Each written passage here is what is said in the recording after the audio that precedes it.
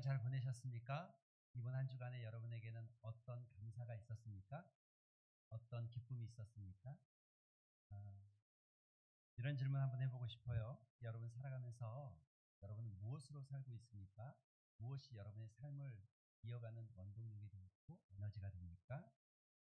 내가 만약 힘들고 지칠 때, 우리가 힘들고 지칠 때 나에게 힘을 주는 게 여러분 무엇입니까? 나를 다시 일으켜 세우고 나를 다시 살아갈 수 있게 만드는 그것은 무엇입니까? 어떤 영상에 보니까 일본의 한 청년이 어, 인터뷰하는 장면이에요. 이 청년이 하루에 SNS 팔로워 수가 5천만 명이라고 굉장히 많은데 하루에 10시간, 최소 8시간에서 12시간을 핸드폰, 컴퓨터를 하는데 그런 얘기를 하더라고요. 그 친구가 이런 얘기를 하더라고요. 그런데 내가 진짜 힘들 때 나한테 연결되어 있는 팔로워 수가 이렇게 많은데 진짜 힘들 때 전화할 사람이 한 사람도 없어요. 한 사람도 없었던 일. 정작 필요할 때 한 친구도 찾을 수 없었고, 그래서 늘 뭔가 많이 분주하지만 외로운 거로. 여러분, 2026년을 살아가고 있는 우리에게 세계보건기구에 살펴보면 많은 질병이 뭔지 아십니까? 많이 올라간 질병. 그게 우울증이래요. 사람은 많아지고 시간은 굉장히 분주하게 살아가는데 사람들은 우울증에 빠지고 무엇인가 목말라하고 힘들어하고 하루를 바쁘게 살지만 정말 내 안에 채워지지 않는 것. 눈 뜨면 핸드폰으로 메시지를 확인하고 날씨를 확인하고 또 직장에 가면 끊임없이 이메일과 회의와 또 미팅, 보고서를 작성하고 또 여러 가지 대화를 나누고 마치고 나면 주말에는 친구들과 만나기도 하고 쇼핑도 하고 여가도 즐기고 무엇인가 많이 하지만 여전히 우리는 채워지지 않는 거잖아요. 여러분 철학자 중에 우리가 잘 아는 철학자 블레이즈 파스칼이라는 사람이 있어요. 수학의 천재였어요. 16세 때 이미 수학의 천재적인 소리를 들었고 또 여러분 우리가 아는 대로 이 블레이즈가 16살 때 수학 논문을 발표한 것뿐만 아니라 계산기를 발명한 그 처음도 이 파스칼에 의해서 발명되어졌죠. 그런데 그렇게 똑똑하고 그렇게 많은 것을 아는 그 철학자 파스칼의 딱 한마디만 그에게 있어서 이런 표현이 있습니다. 인간의 마음 속에는 하나님의 형상을 한 하나님의 형상을 한 빈 공간이 있습니다. 이 공간은 하나님 외에 그 어떤 피조물로도 채워지지 않는 빈 공간이 있다는 거예요. 믿으십니까? 정말 탁월한 시대의 천재였지만 그가 많은 지식을 쌓고 알았지만 그의 결론은 채워지지 않는 것에 대한 그리고 이 채워지지 않는 공간은 하나님 아니고서는 안 된다는 거죠. 여러분 우리 이런 속담이 있죠. 빈 수레가 요란하다. 그래요. 겉으로는 화려해 보이고 바쁘게 움직이고 그런데 속은 비어있고 소리만 요란할 뿐입니다. 여러분 우리 삶은 그렇지 않습니까? SNS에는 행복한 사진들을 올리고 밤에는 혼자 공허하고 성공을 향해 달려가지만 정상에 올라도 허무하고 왜 그렇습니까? 왜? 우리는 속이 비어있기 때문에 영혼이 굶주려 있기 때문에 우리 시대 가장 큰 위기는 경제적인 위기가 아닙니다. 환경의 위기가 아닙니다. 우리나라처럼 안보의 위기도 아닙니다. 진짜 우리 시대 위기는 뭐냐면 여러분 우리 안에 무엇으로 살고 있는지 내가 무엇 때문에 살고 있는지 무엇으로 내 삶이 유지되고 있는지를 잃어버리고 있는 데 있는 거예요. 여러분 오늘 본문에 이 시점에 이런 사회를 가리켜서 2000년 전에 하나님은 벌써 예수님은 벌써 우리에게 말씀하고 있어요. 사람은 뭐라고요? 살리는 것은 영이니 육은 무익하다. 믿으십니까? 내가 너에게 이른 말은 영이요 생명이다 라고 말하고 있습니다. 말씀이 곧 생명이라는 선언이죠. 말씀이 곧 생명. 오늘 저는 여러분과 같이 이 말씀을 가지고 은혜 앞에 나아가길 소망합니다. 말씀이 곧 생명이다. 할렐루야. 말씀이 곧 생명이다. 왜 그렇습니까? 오늘 여러분이 읽은 본문 그대로 지금도 말씀드렸지만 살리는 것은 영이니 육은 무익하다라고 예수님은 선포하고 있습니다. 그런데 이 배경에 대해서 좀 알 필요가 있어요. 요한복음 6장은 그 흐름 속에 살펴보면 바로 직전에 어떤 일이 있었냐면 오병이어의 기적이 일어났던 시간입니다. 많은 이들이 예수님께서 보리떡 5개와 물고기 2마리 주고 많은 사람을 먹였던 사건이 바로 앞에 있었어요. 그리고 남은 조각이 벌써 12강주리가 되었다고 성경은 말하고 있죠. 군중들은 환호했어요. 이분이야말로 우리가 기다리던 메시아다. 이분이야말로 우리에게 생명을 주고 행복을 주고 기쁨을 줄 분이시다. 이분이야말로 로마의 압제에서 우리를 건져주실 분이다 라고 환호했어요. 그런데 그들은 그래서 그랬는지 예수님을 억지로 왕으로 삼으려고도 하고, 그러나 예수님께서는 그들에게 있어서 피해서 다른 곳으로 나아갔습니다. 군중들이 예수님을 찾기 시작했어요. 그래서 예수님을 찾아 어디까지 왔냐면 가버나움이라는 지역까지 오게 되어진 거예요. 그런데 그때 예수님께서 그들에게 던진 말이 이 말이에요. 여러분, 우리가 같이 읽진 않았지만 26절에 보면 너희가 나를 찾는 까닭은, 너희가 나를 찾는 이유는 표적을 본 까닭이 아니요 떡을 먹고 배부른 까닭이다. 여러분, 이 말을 직역하면 그냥 우리가 편안하게 이야기하면 이런 거예요. 너희가 나를 따르는 이유는 떡 때문이야. 너희가 기적을, 내가 너에게 행한 기적의 의미를, 내가 너에게 행한 기적의 그 의미와 그 가치와 그것이 무엇인지를 알았더라면 너희가 지금 나한테 와서 떡을 찾지 않았을 것인데 라고 말합니다. 예수님께서 계속 충격적인 말씀하세요. 뭐라고 하십니까? 51절엔 이렇게 말해요. 나는 하늘에서 내려온 생명의 떡이다. 내 살을 먹고 내 피를 마시는 자는 영생을 가졌고 마지막 날에 내가 그를 다시 살릴 것이다. 충격이 빠졌어요. 예수님을 찾아서 먼 가버나움까지 온 많은 군중들이 웅성거리기 시작했어요. 그리고 이렇게 말해요. 그들이 뭐라고 말합니까? 여러분이 바로 이렇게 윗절에 60절에 야, 도대체 이 말이 뭐야? 이 말씀이 참 어렵다. 누가 이 말을 들을 수 있을까? 어렵다. 들을 수 있을까? 그럼 여기에 어렵다 이 말이 난해하다, 이해가 안 된다, 논리적으로 나는 그걸 억셉이 안 된다, 이해가 안 된다, 그런 뜻이 아닙니다. 스클레로스라는 이 어렵다라는 이 단어는 이런 표현이에요. 거칠다. 또 다른 표현으로 이걸 거칠다는 걸 언어적 표현으로 하면 듣기가 하다, 듣기가 거북하다 이런 뜻이에요. 이게 무슨 말이냐? 여러분, 지금 예수님께서 그들에게 말하는 거예요. 살리는 것은 영이니 육은 무익하다 말씀하시면서 나는 하늘에서 내려온 생명의 떡이니 나를 먹고 내 피를 먹는 자는 영생을 가졌다는 거예요. 그런데 그들이 이 말을 들으면서 듣기가 거북하고 받아들이기가 싫다는 거예요. 받아들이기 싫다. 그래서 주님이 말씀하신 거예요. 뭐라고요? 살리는 것은 영이지 육은 무익하다. 육이 무익하다. 여기 육은 뭡니까? 단순히 신체만을 말하는 것이 아닙니다. 육은 하나님 없이 살아가는 자연적인 존재 방식.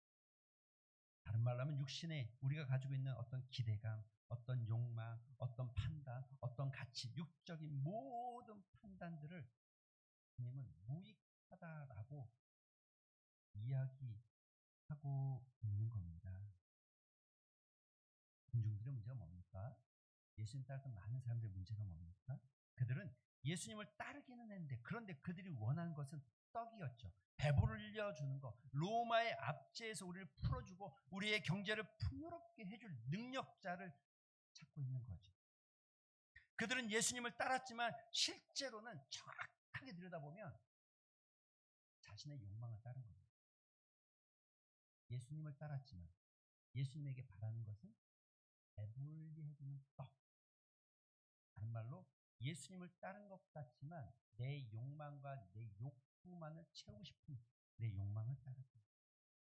경제적으로 풍요해지기를 소망하고 정치적으로는 해방되기를 소망했지만 영혼의 갈증은 채워지지 않았는데 육적인 것으로는 절대로 영혼의 갈증을, 영혼의 생명을 이어갈 수 없는 거죠. 여러분, 이 모습이 성경에 여기만 나오는 게 아니에요. 성경 전체에 흐르는 모습 속에 우리가 너무나 잘 아는 광야에서 400년, 그들은 430년간 애굽에 종살이를 했어요. 그리고 그들이 모세를 따라서 하나님의 은혜 가운데 출애굽하고 홍해를 가르는 역사를 경험했지만 그들은 광야에서 조금만 배고파져도 불평하고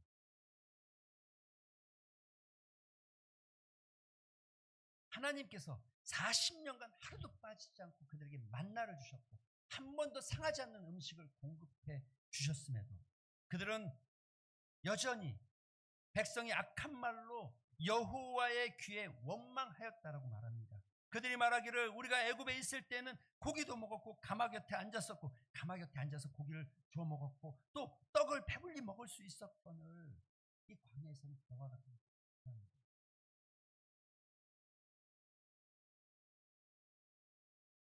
사랑하는 성도 여러분, 왜 광야의 백성들, 이스라엘 백성들은 그런 모습이었습니까?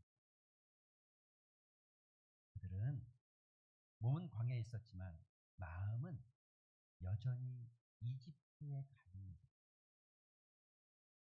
육신의 배는 채웠지만 영혼은 여전히 굶주려 있는 삶을, 그들은 만나를 먹었지만 만나를 주신 분을 먹지 않았고 은혜를 선물로 받았지만 은혜를 부어주신 하나님과 동행하지 않았고 기적은 경험했지만 그 기적 속에 하나님의 능력과 하나님의 크심을 묵상하지.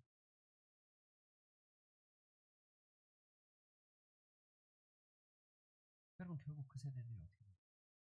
40년간 그냥 있었어요. 한 명도, 아니죠, 한 명도 아니는 아니죠. 가나안 땅에 들어가지 못했습니다. 육은 무익하다. 이 실제의 모습이 가나안 들어가기 직전의 광야의 삶. 떡을 먹되 생명은 얻지 못하는 비극. 은혜는 받되 은혜의 주인공인 예수님을 모르는 우리 성도.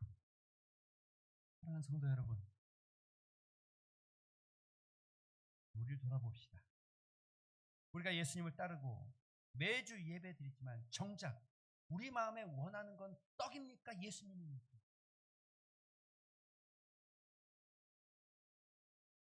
건강을 달라고 기도하고 성공을 외치고 자녀가 잘 되기를 소망하고 경제적으로 풍요롭기를 바라지만 그럼 먼저 그의 나라와 그의 의를 구하여야 이와 같은 것들이 채워진다. 물론 그래 주기도문에도 이렇게 돼 있잖아요. 일용할 양식을 주옵시고. 그러니까 우리가 구할 수 있죠. 그러나 이 구하는 것이 잘못된 것은 아닌데 문제는 그거예요. 우리의 신앙의 목적이 떡이냐, 은혜를 받기를 소망하는 거냐, 은혜를 주시는 분을 묵상하길 원하는 거냐.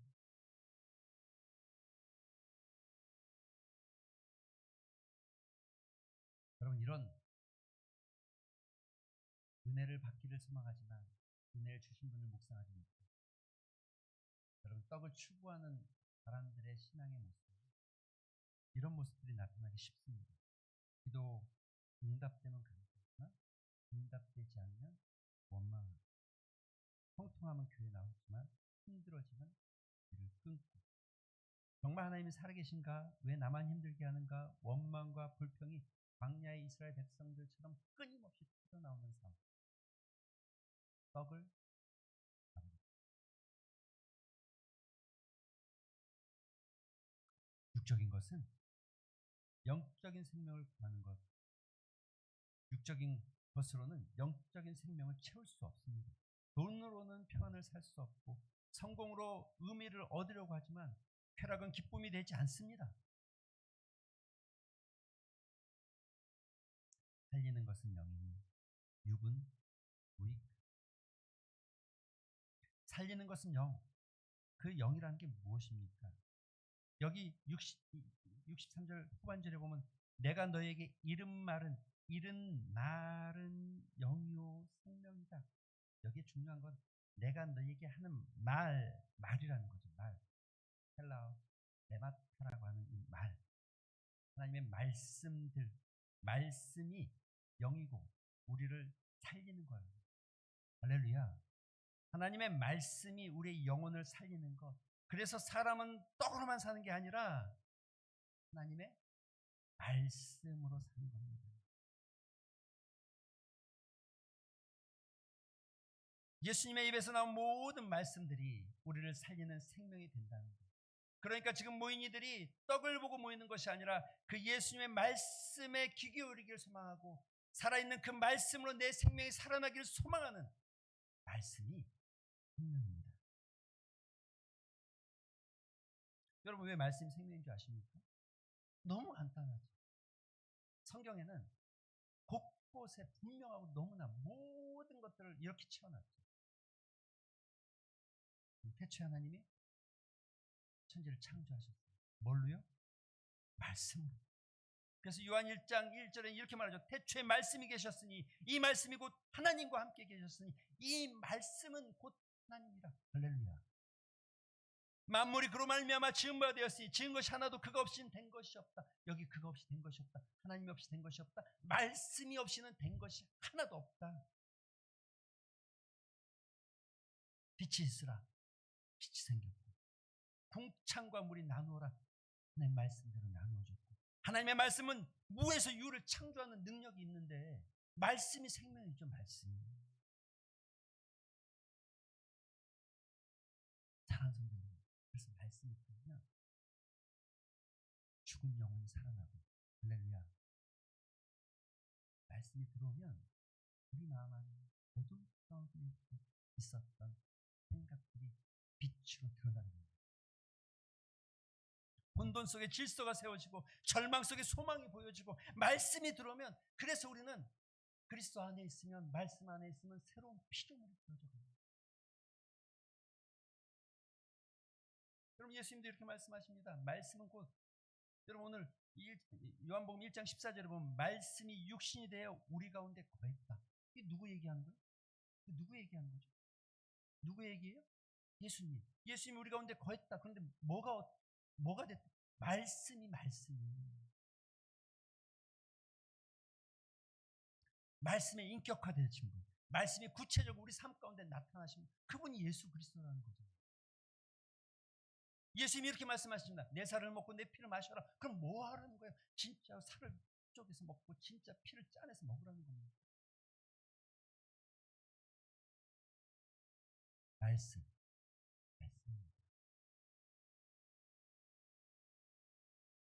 말씀을 먹으라는 거죠. 말씀을 통해서 예수 그리스도께서 내 안에 들어오시는 것이고 말씀을 통해서 예수 그리스도와 내가 동행하기 시작하는 것이고 말씀이 내 삶 가운데 있을 때 그분이 내 삶을 붙잡고 계신다는 것. 성령도 말하고 있습니다. 성령도 말씀 가운데 거하고 계십니다. 63절 앞부분에 살리는 것은 영이다. 영, 푸누마, 영이다.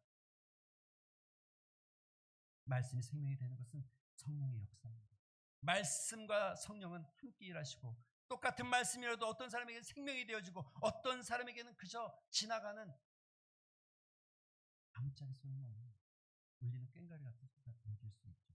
성령께서 말씀이 깨달아지고 할렐루야. 그래서 신학자들은 이걸 이렇게 표현해요. 성령의 조명이 있지 않고서는 말씀이 깨달아지지.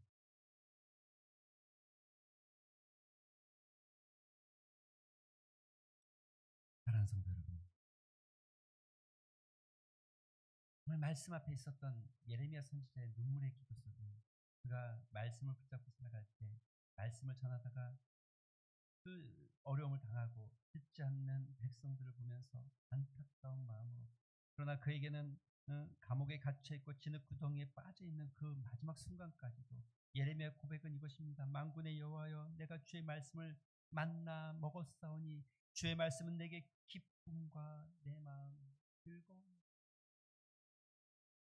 주의 말씀은 내 기쁨이었고 주의 말씀이 내가 그것을 만나 먹기 시작할 때 그것이 내 기쁨이었고, 감옥 속에서 구덩이에 빠져 있을 때도 그것이 나를 기쁨.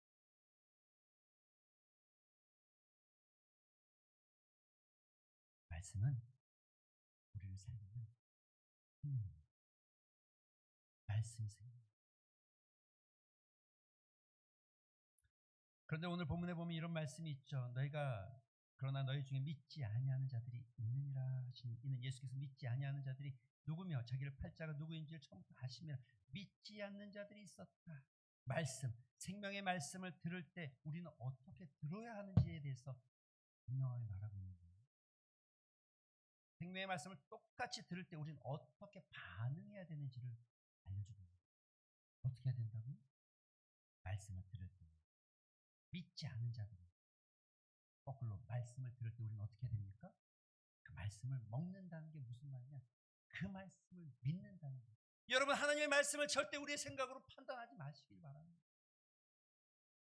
어떤 신학자들이, 어떤 과학자들이 빛이 있으라 하신 하나님의 말씀을 빛이 있으라고 할 때 그것이 어떻게 되어지고 어떤 반응이 일어나고 어떤 일이 있었고 그때 뭐 천지가 어떻게 갈라지고 무슨 일이 있었고 설명하면서 말하는 분들이 종종 계시지만, 여러분, 하나님의 말씀을 여러분의 생각으로 다 이해할 수 있습니다.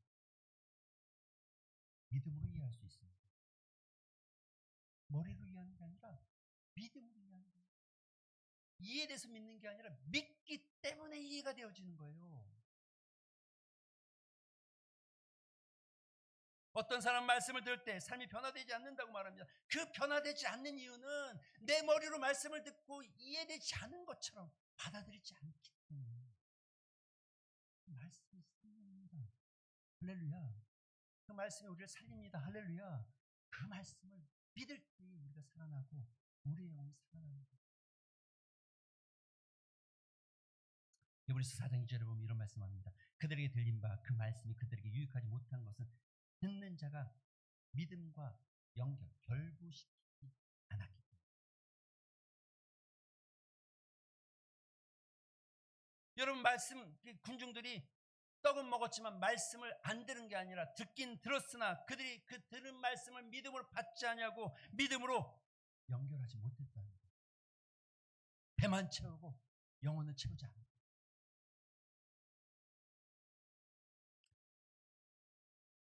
그 예수님께서 마지막 그들에게 말하는 거예요.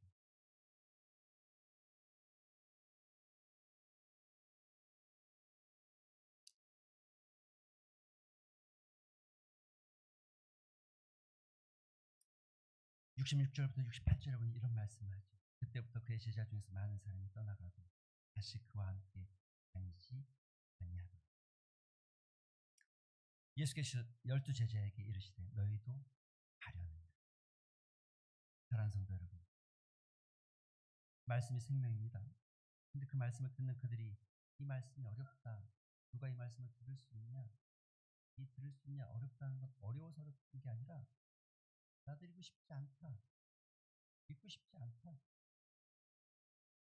내 생각과 맞지 않다라고 말하고 있다는 거예요. 그리고 받아들이지 않는다. 말씀이 내 생각과 다를 때, 내 기대와 다를 때 우리에겐 두 가지 선택지가 있습니다. 하나는 말씀을 내 기준에 맞출 것인지, 아니면 나를 말씀의 기준에 맞출 것인지, 둘 중에 하나뿐이 없죠. 군중들은 전자를 선택했어요. 말씀을 내 기준에 맞추려고 하니 맞지가 않네요. 그래서 어떻게 했다고요? 떠나갔다. 여러분, 이 떠나갔다는 말 속에 여러분 기억하셔야 될 말씀이 이겁니다. 그때부터 그의 제자 중에 많은 사람이, 누가요? 제자 중에. 여러분, 그냥 지나가던 나그네가 아니라 그때부터 그의 제자 중에 많은 사람이 떠났다는 거예요. 그리고 다시 그와 함께 다니지 아니하였다. 그 예수님 지금 이렇게 묻습니다. 남겨진 12 제자에게. 너희도 가려느냐? 너희도 떠날 거냐? 너희도 말씀을 너희의 기준에 맞추려느냐? 너희의 삶을 말씀에 맞춘 믿음으로